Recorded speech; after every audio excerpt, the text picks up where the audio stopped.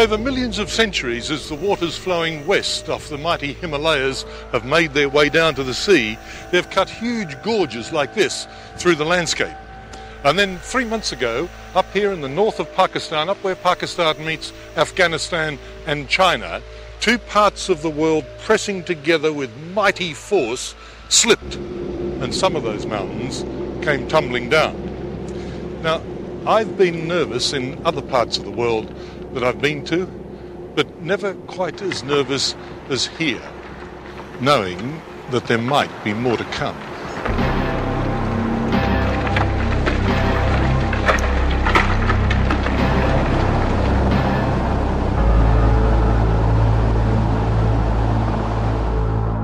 That's half a mountain range down there.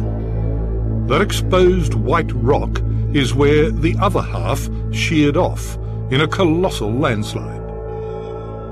300 families who were living on the riverbank below are said to be buried beneath.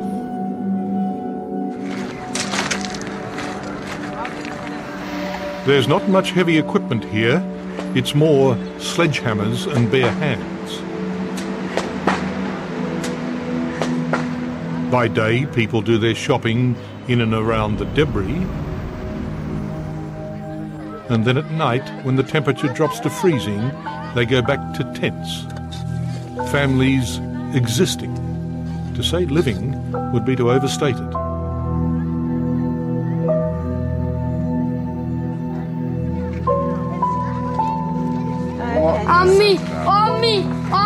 This boy wants his mother. With nigh on 100,000 dead, there are many orphans and many widows too. Amidst all this is a small but mighty group of Australian doctors and nurses who've come to help.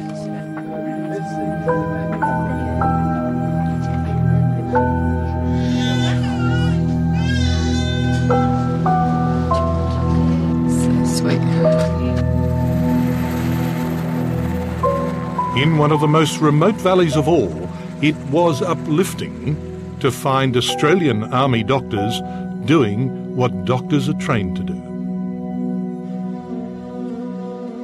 According to the United Nations, the scale of this tragedy is on a par with the tsunami. And looking around, you can see why. It sure is spectacular country, but whole hillsides are missing.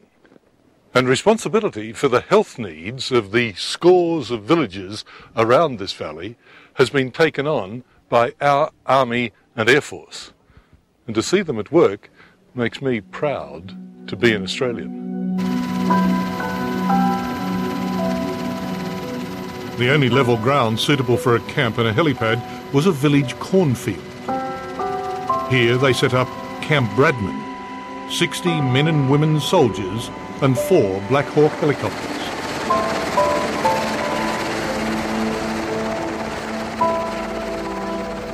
Patients from all over the region trudged here to be treated by the Australians.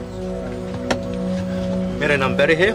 Some of the doctors told me they'd signed on for this sort of work because this way they felt they could make a tiny difference.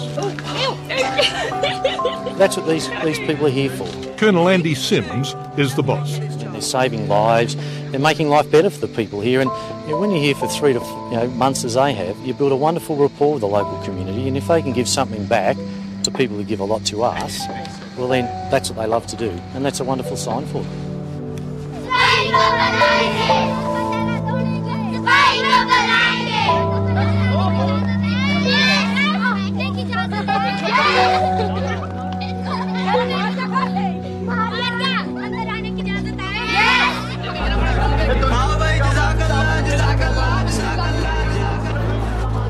Field hospitals have played a special role because nearly all the regular hospitals in the region were demolished.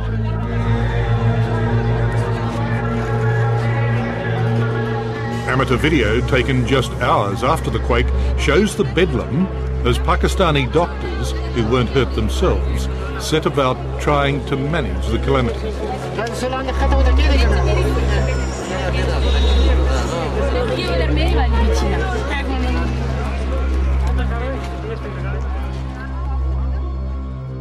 How are you?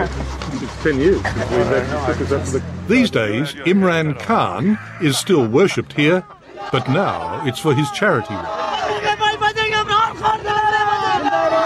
When I came here on the fourth day, it was just, I cannot describe what we saw. So anyone is touched by that. Oh. You know, I mean, children have lost their parents, parents had lost their children, whole families were wiped out, 1 or 2 people were left from a whole family. I mean, the state was in a trauma.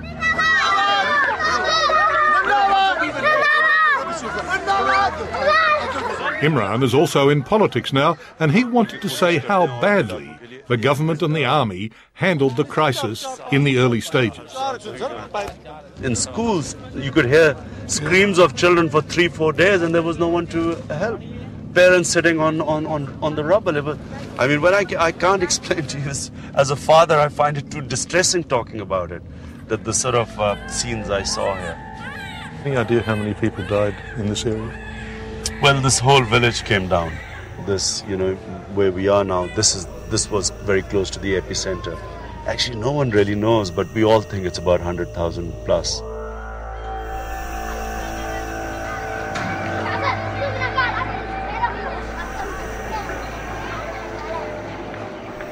All over, there are tent cities and tent hospitals. This one's in the worst-hit city of Muzaffarabad. What is this place here? This is the Muzaffarabad Cricket Ground, MCG. This is the one clear space the Red Cross could find for a very sophisticated portable hospital. Leanne McHenry came from Geelong to care for the tiniest survivors. This baby's 3 months old, so she was pregnant through the earthquake. She lost 3 children to the earthquake. 1.5 kilos. Yes, she really is. I'll show him. And a little bottom. There's just no padding to the bottom. It's just... There's no fat? No, there's nothing on him. Here has been astounding because by and large the general population didn't expect the response they got from the international community. They had no idea that we would care enough to come and help them out of this crisis. Some villages are so isolated they've had next to no help. Here, our military medical team has been doing helicopter house calls. Today, they're setting up a clinic to immunise every child in this village. Good boy. When was this child born? 20 minutes ago. You're not serious? Yeah, just 20 minutes ago. It seems very healthy. It's a little boy, so they're very happy. But it turns out the mother has retained the placenta, the afterbirth, and she needs to be in a hospital straight away. Okay, Spud, we have 1 female, 1 infant newborn to go to 212 MASH, Muzaffarabad, over. 2 clicks of a finger and an Australian helicopter is hovering.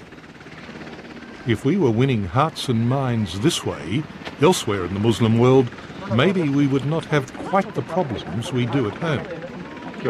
Oh, he's there. Oh, newfound dad. Think of it.